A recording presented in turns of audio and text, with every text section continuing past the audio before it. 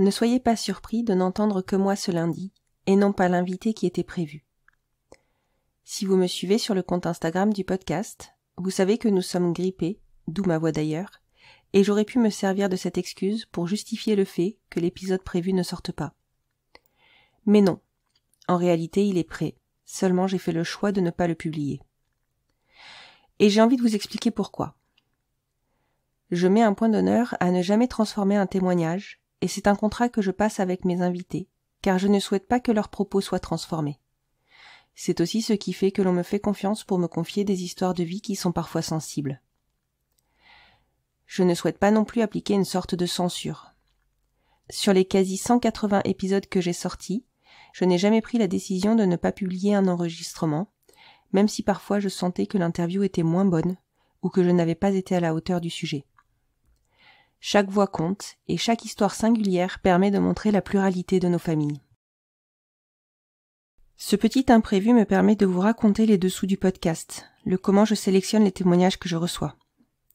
Au départ, j'ai beaucoup sollicité des personnes que je connaissais, qui me faisaient confiance et qui savaient que je ne manipulerais pas leur intervention pour leur faire dire ce que je voulais qu'ils soient entendus. C'est tellement facile à faire et parfois même tentant si vous saviez. Enfin, vous le savez. Il suffit de regarder des émissions de télévision pour s'en rendre compte. Depuis quelque temps, je reçois beaucoup de propositions de votre part à tous, et je sélectionne les sujets en fonction de ceux que j'ai déjà traités ou non.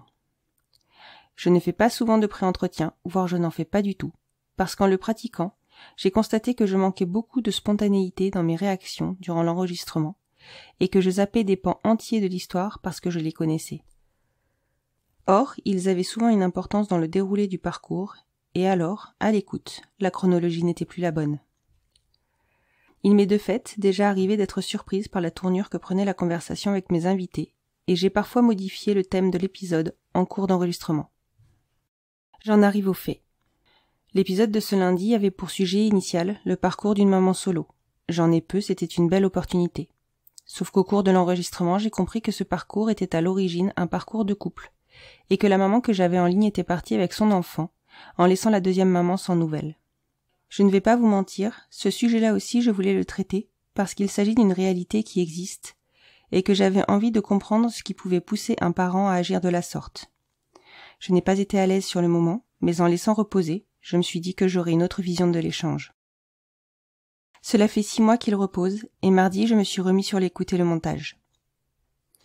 Je souhaite avoir une posture journalistique. Mon podcast a pour objet de visibiliser nos familles et d'éclairer sur les possibilités qui s'offrent à nous dans l'accès à la parentalité et dans l'éducation. Ma posture doit être neutre. Je ne partage pas toutes les opinions ni toutes les options, mais mes interventions se doivent d'être sans aucun jugement de ma part. Je n'ai aucune difficulté à sortir un témoignage qui pourrait déranger, et d'ailleurs je le vois plutôt comme une invitation à la réflexion. J'ai moi-même mûri sur beaucoup de sujets au cours de ces 3 dernières années. En revanche, à l'écoute, je me suis rendu compte que mes interventions étaient teintées de jugement et que je n'étais toujours pas à l'aise avec le sujet. On a déjà vu des podcasts très réputés sortir un épisode, puis le retirer sous le feu des critiques. Je ne souhaite pas cela et je ne souhaite surtout pas à mon invité de devoir subir des jugements et être malmené. Son histoire est son histoire de vie. Je ne pense pas qu'en 1 heure on puisse en saisir tous les tenants et les aboutissants. En revanche, le sujet mérite d'être traité, sûrement sous une autre forme, peut-être sous le coup de l'anonymat, en mêlant plusieurs témoignages. Ce qui me permet d'en arriver à un appel à vos participations. Si vous avez été concerné ou que vous connaissez des personnes qui sont concernées par le retrait d'un enfant à son 2e parent, que vous avez envie de témoigner, vous pouvez me contacter sur la page Instagram du podcast @lesenfantsvontbienpodcast. J'en profite, une fois encore, pour vous remercier de votre bienveillance. J'ai une grande confiance en votre capacité à prendre de la hauteur, et ce n'est absolument pas une remise en question de cela. Parfois la nuance et la tolérance sont difficiles à appliquer, et il serait très facile pour des personnes dénigrantes de nos communautés de se saisir d'un témoignage de cet ordre.